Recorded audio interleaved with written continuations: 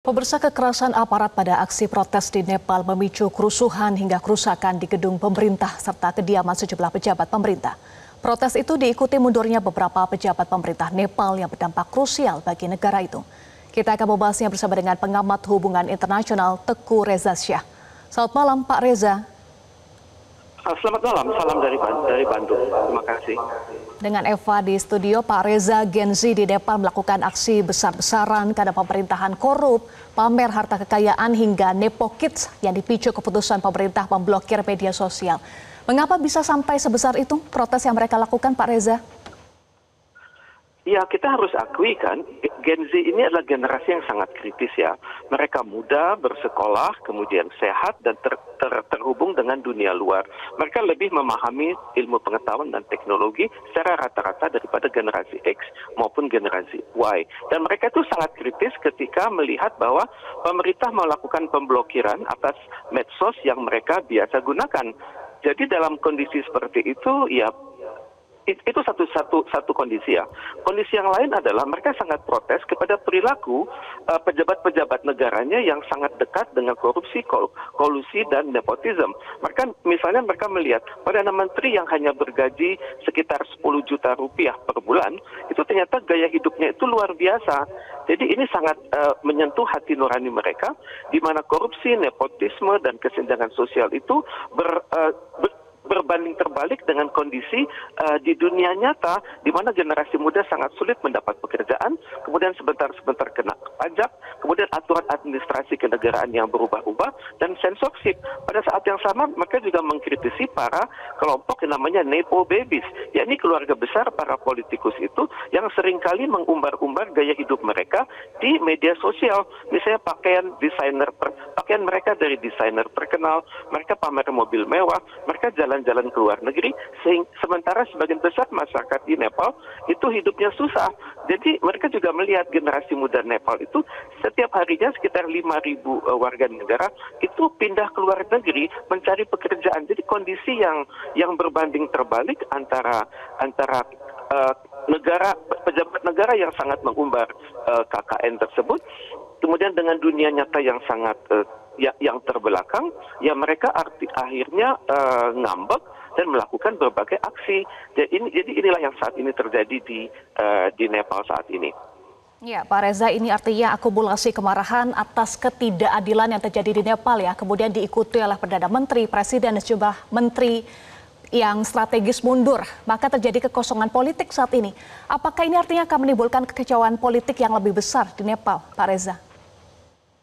Yang saat ini terjadi adalah koordinasi ya, dialog besar-besaran antara Gen Z dengan kelompok pembaharu dalam hal ini di kalangan angkatan bersenjata. Karena harus diakui, angkatan bersenjata adalah mereka yang selalu standby, mereka yang sangat mengerti hati nurani masyarakat, dan saat ini angkatan bersenjata di Nepal itu melihat kalau pemimpin mereka itu hidupnya sangat penuh dengan kemewahan, sedangkan mereka itu dituntut untuk siaga 24 jam tapi dengan penghasilan yang seadanya. Jadi inilah yang saat ini terjadi. Jadi bertemulah sekarang dua kekuatan, generasi Z Nepal yang sangat kritis dengan angkatan bersenjata yang cenderung reformis. Jadi saat ini yang terjadi adalah mereka sedang mengupayakan suatu pemerintahan interim ya, yang dikelola oleh Bishnu Prasad Paudel yang saat ini menjabat wakil Perdana Menteri Nepal. Konon akan segera diadakan pemilihan umum. Jadi yang saat ini terjadi adalah konsultasi antar generasi muda di seluruh negeri dengan jumlah mereka sekitar 3.500-an, dan mereka sudah mulai mengajukan calon. Misalnya calon mereka antara lain adalah calon mereka adalah wali kota Kathmandu, namanya Balendra Shah. Itu lahir tanggal 27 April tahun 1990 dan dia sudah menjadi wali kota sejak 3 tahun terakhir. Dan yang disenangi oleh generasi muda, figur Balendra Shah ini usianya 30-an, dia sangat anti korupsi, dia menghendaki Greater Nepal atau perluasan wilayah Nepal yang kemungkinan besar akan berbenturan dengan wilayah India. Kemudian juga kemungkinan kedua adalah akan kalangan di Nepal akan mengundang kembali Raja Gyanendra Shah yang saat ini berusia 77 tahun dan hidup di pengasingan. Jadi kondisi masih sangat cair di Nepal, dan kita sebagai sesama saudara di ASEAN di Asia hendaknya turut mendoakan agar mereka bisa melewati transisi ini dengan baik. Karena mereka juga berbatasan dengan India dan China. Mereka memiliki perbatasan di utara dengan Tiongkok sepanjang 1.415 km dan perbatasan dengan India sepanjang 1.750 km di bagian timur dan selatan. Jadi ada kekhawatiran bahwa selama ini Nepal adalah buffer zone atau wilayah pemisah, dan dikhawatirkan juga oleh sebagian pengamat di dunia bahwa kemungkinan besar akan ada campur tangan dari India dan Republik Rakyat Cina lewat perbatasan Tibet. Dan tentunya hal ini sangat diwaspadai oleh berbagai kalangan di Nepal tersebut.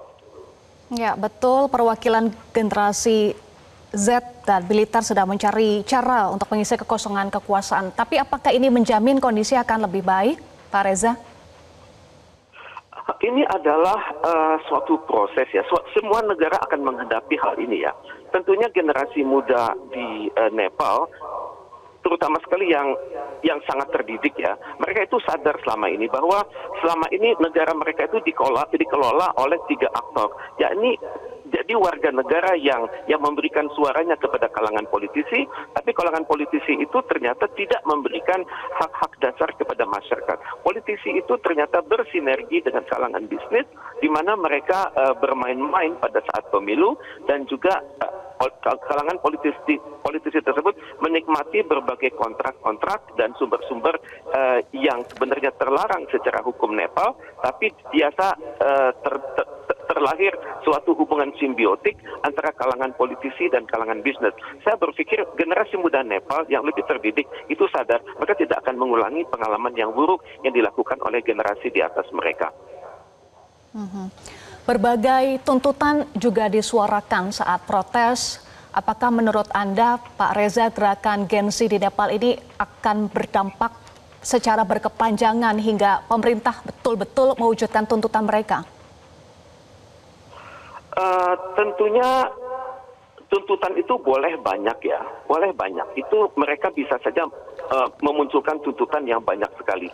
Tapi bila mereka lebih mengedepankan kenegarawanan mereka dan bukannya semangat politik mereka, saya pikir akan terjadi suatu proses sintesa antara berbagai penduduk, antara berbagai generasi Gen Z ini di seluruh Nepal dengan kelompok-kelompok reformis yang ada di kalangan angkatan bersenjata.